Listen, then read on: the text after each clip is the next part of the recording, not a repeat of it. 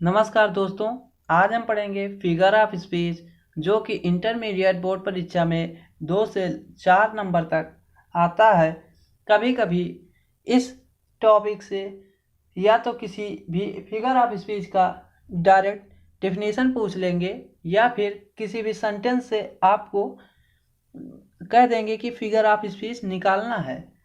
तो figure of speech की definition इस प्रकार है कि a figure of speech is a deviation from the ordinary use of words with the view to increasing their effects. मतलब कि अभिव्यक्ति के सामान्य रूप तथा विचारों को अधिक प्रभावशाली बनाना ही फिगर ऑफ स्पीच कहलाता है। फिगर ऑफ स्पीच का मतलब होता है अलंकार, और यह किसी भी सेंटेंस में जुड़कर उसमें को और अधिक प्रभावशाली बना देता है और अधिक सुंदरता पैदा करता है।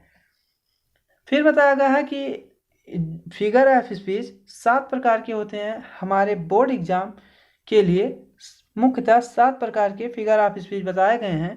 पहला है सिम्बली, दूसरा है मेटाफर, तीसरा है पर्सोनिफिकेशन, चौथा है एपोस्ट्रोफी और पांचवा है हाइपरबोल तथा छठवां है ऑक्सीमोरॉन, सातवां है ओनोमोटोपोइया।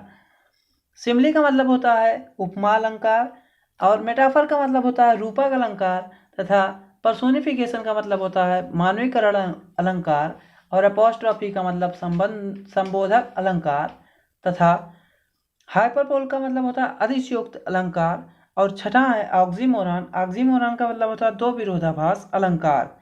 सातवां ओनोमोटोपोइया मतलब ध्वनि अनुकरणात्मक अलंकार होते हैं। इस प्रकार 7 प्रकार के अलंकार होते हैं। अब हम एक एक करके सभी अलंकार को पढ़ेंगे। पहला अलंकार है simply. Simply is a comparison between two objects of different kinds in which one point common. The words of comparison are used like as just as etc. Similarly, दो वस्तुओं के विभिन्न वस्तुओं के बीच समानता बताती है। इनमें से कोई ना कोई पॉइंट अवश्य ही उन दोनों में कॉमन बताया जाता है, और इन वस्तुओं के तुलनात्मक शब्द इस प्रकार होते हैं लाइक, एज या फिर जस्ट एज। अब इसके सिमिली के एग्जाम्पल हैं your eyes are like stars, तुम्हारी आंखें तारों के जैसी हैं। अब किसी भी आदमी का या किसी भी औरत का आंखें तारों के समान तो हो नहीं सकती, तो यहाँ पर तारों की समानता आँखों से की गई है। इसी प्रकार live like a hermit works like a horse, यहाँ पर हमें जीवन जीने की बात की गई है एक सन्यासी की भांति। सन्यासी के जीवन से अपने जीवन की तुलना बताई गई है। और दूसरा है कि वर्स लाइक अ हॉर्स, और हमें बताया गया है कि एक घोड़े की तरह कार्य करना चाहिए, मतलब घोड़े के समान मेहनत करनी चाहिए। इसी प्रकार Rana Pratap was as brave as lion, यहाँ पर राणा प्रताप की बहादुरी को एक शेर की बहादुरी से तुलना की गई है। अगला है metaphor. Metaphor is an employed simile, metaphor भी सिमिली के भांति होता है। इन metaphor words like as just as etc are not used for comparison। Metaphor में तुलनात्मक शब्द जैसे कि like as, just as, इन सभी शब्दों का प्रयोग नहीं करना होता है। इसमें डायरेक्ट किसी वस्तु की तुलना किसी वस्तु से की जाती है।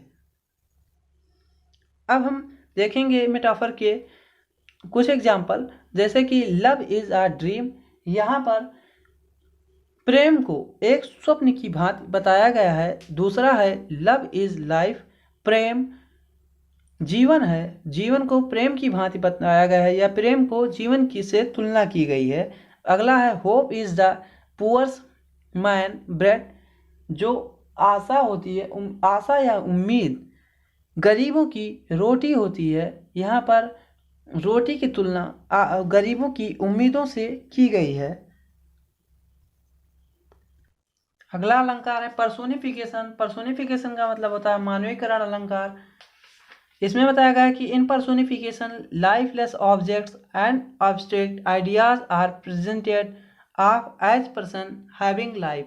मतलब कि पर्सोनिफिकेशन यानी मानवीकरण अलंकार में निर्जीव वस्तुओं अथवा भावनात्मक विचारों को एक मानवता के रूप में प्रकट किया जाता है, उन्हें मानवता के समान देखा जाता है।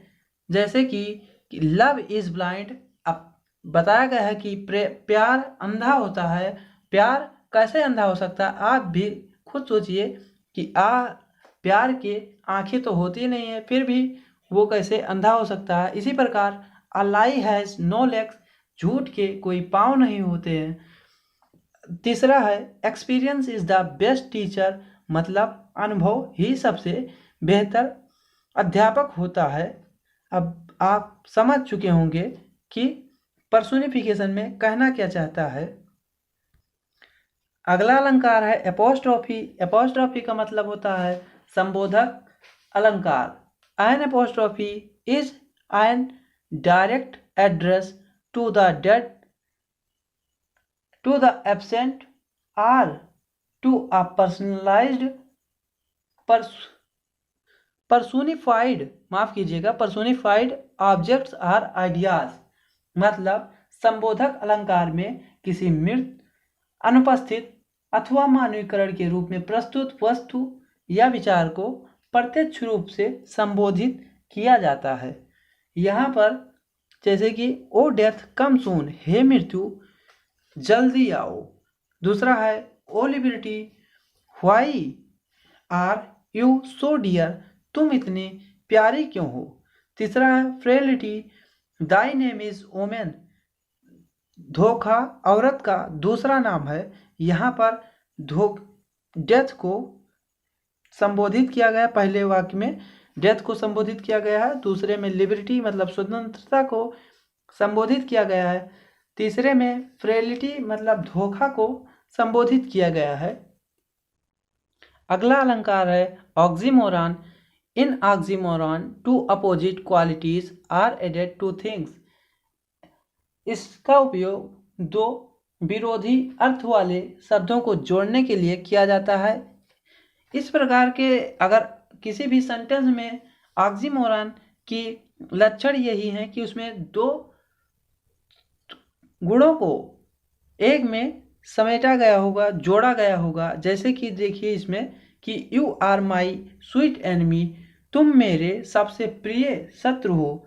अब कोई भी व्यक्ति उसका शत्रु है तो प्रिय नहीं हो सकता, और प्रिय है तो शत्रु नहीं हो सकता, लेकिन यहाँ पर दो चीज़ों को जोड़ा गया है। इसी प्रकार ही इज रेगुलरली इरेगुलर, वह लगातार अनुपस्थित रहता है। अगला है it is an open secret, यह एक खुला रहस्य है। अब कोई भी रहस्य खुला कैसे हो सकता है, ये सोचने वाली बात है, लेकिन इसमें जोड़ा गया है। फिर चौथा है कि I am feeling sweet pain in love, मैं प्रेम में एक मीठा दर्द महसूस कर सकता हूँ। दर्द कभी मीठा हो सकता है, ये आप भी सोचिएगा, लेकिन इसमें ऐसी बात की गई है।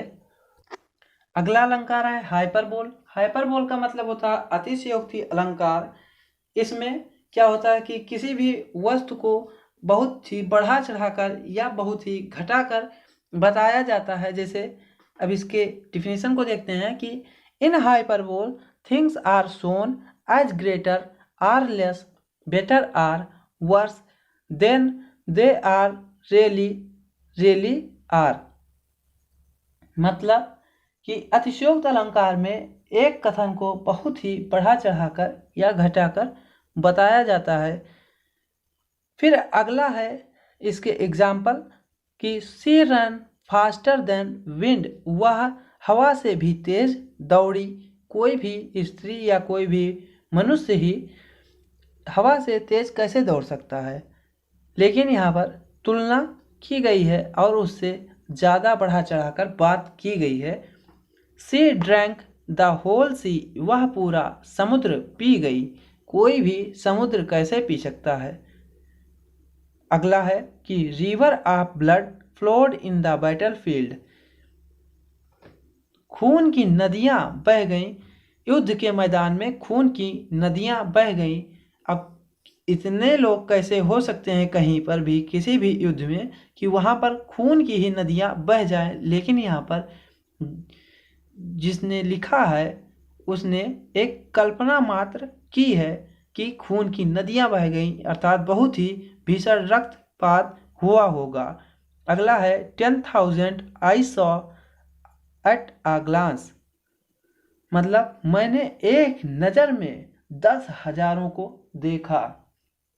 कोई भी व्यक्ति 2-4 10 लोगों की बात की जाए तो वो 2-4 लोगों को देख सकता है, मगर एक नज़र में 10,000 लोगों को देखना लगभग मुश्किल है। लेकिन यहाँ पर भी बढ़ा चढ़ाकर ही बताई गई है। इस प्रकार ये 4 एग्जाम्पल्स है हाइपरबोल के। अब हम पढ़ेंगे 7वां और आखिरी ओनोमेटोपोइया।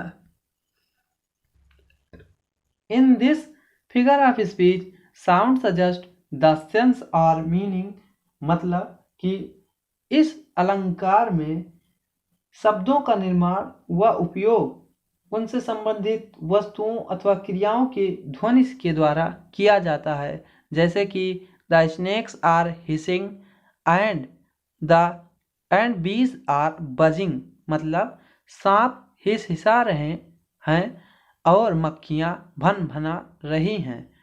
अब यहाँ पर मक्खियों को भनभनाहट से बताया गया है और सांप को हिसाने से बताया गया है। इस प्रकार इसमें ध्वनि अनुकरणात्मक अलंकार कह सकते हैं इसे।